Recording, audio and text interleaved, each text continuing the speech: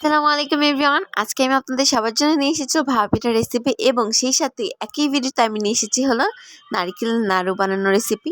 ফার্স্টে আমি চালের গুঁড়োটাকে পরিমাণ মতো পানি দিয়ে সুন্দর মতো মেখে নিয়েছি। এরপর আমি একটা চালনির সাহায্যে সুন্দর করে এটা চেলে নিচ্ছি। চাইলে আপনারা এইভাবে করে নিতে পারেন, অনেক ভালো হবে।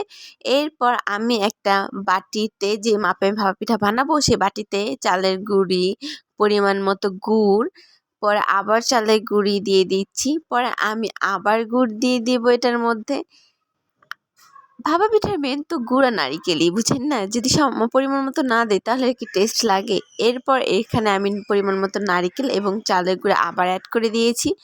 পর আমি একটা পরিষ্কার জালের সাহায্যে এই বাটিটাকে ভিতরে ঢুকে সুন্দর মতো এটাকে আমি যেখানে ভাপা পিঠাটা আর কি বানাবো একটা পাতিলে আবার সুন্দর মতো এটা আমি সেখানে ঢেলে দিয়েছি। দেখেন আমার ভাপা পিঠাটা কিন্তু একদমই ভাঙেনি বাটিটা উঠানোর পর। এখন আমি এটাকে রেস্টে রেখে দিব, মানে হওয়ার জন্য গরম ভাপ। এই দেখেন আমার ভাপা পিঠাটা হয়ে গেছে, আমি এটা নামিয়ে ফেলবো। দেখতে পাচ্ছেন কি পরিমাণে সুন্দর হয়েছে দেখতে, জাস্ট ওয়াও। দেখেন ভাঙেও নি, কোনো কিছু হয়নি এবং এটা আমি খাবো। এই ভাপা পিঠা আপনারা বাসায় এভাবে খেয়ে টেস্ট করতে পারেন। এরপর আমি একটা কড়াইতে পরিমাণ মতো নারিকেলের নিয়ে সুন্দর মতো এটাকে নাড়াচাড়া করে নিব। এরপর এখানে আমি পরিমাণ মতো চিনি অ্যাড করে দিব। যেহেতু নারিকেলের নাড়ু বানাচ্ছি অবশ্যই চিনি তো অ্যাড করবই। এবং এটাকে আমি অনবরত নাড়াচাড়া করে নিব। আপনারাও কিন্তু অনবরত নাড়াচাড়া করে নেবেন, না হলে নিচে লেগে গেলে আর কি পুরো হয়ে যাবে, ভালো লাগবে না। এই যে আমার চিনি দিয়ে এই নারিকেলটা আপাতত প্রিপেয়ার হয়ে গেছে। এরপর এখানে আমি অ্যাড করে দিব হলো গুঁড়ো দুধ। আপনারা এখানে গুঁড়ো দুধ অ্যাড করে দিবেন, তাহলে এটার টেস্ট এবং ফ্লেভার দুটি বরাবর অনেক পরিমাণে মজা লাগবে।